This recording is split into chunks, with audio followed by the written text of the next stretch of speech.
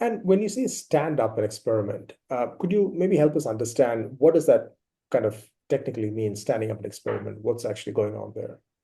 Yeah, that's a good question. So if you're at a startup, it's Hmm. very different than if you're at a big company like Hmm. Amazon or eBay.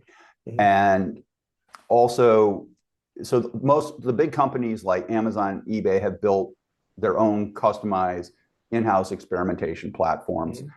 Startups at a certain size may have purchased an external experimentation platform from someone like StatSig or GetEpo. Like those are Hmm. two of the best in the industry right now. Hmm. Hmm. Uh, and or it may just be something crude that you've stood up at home if you're very much at the beginning. And these tend to be like very engineering heavy. So let's start with the startup, the totally poor startup.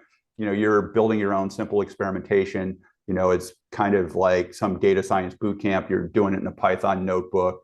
You have to figure out how to randomize and assign different experiences to treatment, like the blue button or the orange button, say, for sake of argument. Uh, and so then there'll be some randomization process, which is done um, using a cryptographic hash. So I'll spare you the details. So basically, you have to randomize, you have to have a way to split the traffic. So the easiest way to stand up these experiments is using something called feature flags that let you basically wire in this like split in the logic for what you get. And they're also nice because you can turn this behavior on or off with a flag so that it makes it safer to deploy and cheaper. And so the stand up then starts with designing your experiment.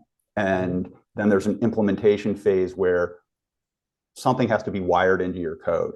And so that would be something like feature flags. Then you collect data and then it gets analyzed and then you make a decision. And so, it's somewhere Amazon like eBay, the platform will do that. There'll be company specific ways you put the hooks in your code. And as part of the stand up process, there'll be some knobs you can adjust. And so the key things in standing up are determining how to adjust the knobs and then working with engineering to make sure that feature flags or whatever your own version of that is are wired appropriately into the code.